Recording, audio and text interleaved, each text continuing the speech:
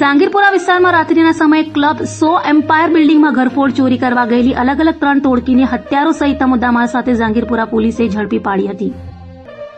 સુરતના જાંગીરપુરા પોલીસ મથકની હદમાં ગત 30મી જુલાઈના રોજ રાત્રિના સમયે ક્લબ 100 એમ્પાયર બિલ્ડિંગ ખાતે 3-4 માણસોની અલગ અલગ 3 ટોળકીઓ ચોરી કરવાના ઈરાદાથી બિલ્ડિંગમાં ઘૂસી હોય જેને રહેવાસીએ જોઈ લેતા ઇમરજન્સી હેલ્પલાઇન પર ફોન કર્યો હતો, જેને લઈ તાત્કાલિક જાંગીરપુરા પોલીસ મથકની ટીમ ત્યાં પહોંચી ગઈ હતી. જો કે પોલીસને જોઈ આરોપી ભાગવા લાગ્યા હતા, પરંતુ પોલીસે પીછો કરી આરોપીઓને ઇસ્કોન મંદિર હળપતિવાસ પાસેથી ઝડપી પાડ્યા હતા.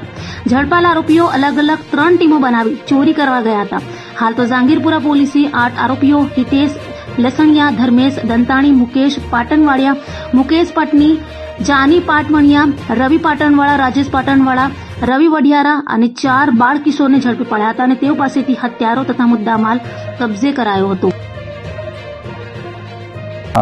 મારું નામ પીએસઆઈપી ઘરિયા, જાંગીરપુરા પોલીસ સ્ટેશન, સુરત શહેર. ગઈકાલ રાત્રે 30 તારીખના રાત્રે 1:30 વાગ્યે અમને ફરિયાદીનો ફોન આવેલો કે ઇમરજન્સી હેલ્પલાઇન 112 પર કે અમુક ચોર ઇસમો તે જે બિલ્ડિંગનું મેનેજમેન્ટ સંભાળે છે તે બિલ્ડિંગમાં ચોરી કરવાના આશયથી ઘૂસેલા છે. અલગ અલગ રિક્ષામાં આવી, જેથી તેમણે પોલીસ મદદ માટે ફોન કરતા પોલીસ તાત્કાલિક ઘટના સ્થળ પર અહીંયા પહોંચી ગયેલી અને પોલીસે પહોંચી અને તાત્કાલિક પોલીસને જોઈ જતા અમુક ચોર ઇસમો અહીંથી ભાગવા માંડેલા.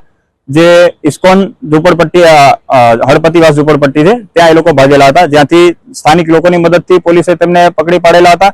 અને ત્યારબાદ અમુક ઇસમો આ જ બિલ્ડિંગમાં ધાબા પર 9મા માળે ધાબા પર ટાંકીમાં છુપાઈ ગયેલા હતા. એમાં દરેક ફ્લોર પર સર્ચ હાથ ધરી પોલીસે તે ઇસમોને પકડી પાડેલા છે. આમ કુલ 8 આરોપી અને 4 બાળ કિશોરોની પોલીસે પકડી પાડેલા છે. તેમના વિરુદ્ધ ડિટેન કરી આગળની કાર્યવાહી હાથ ધરી.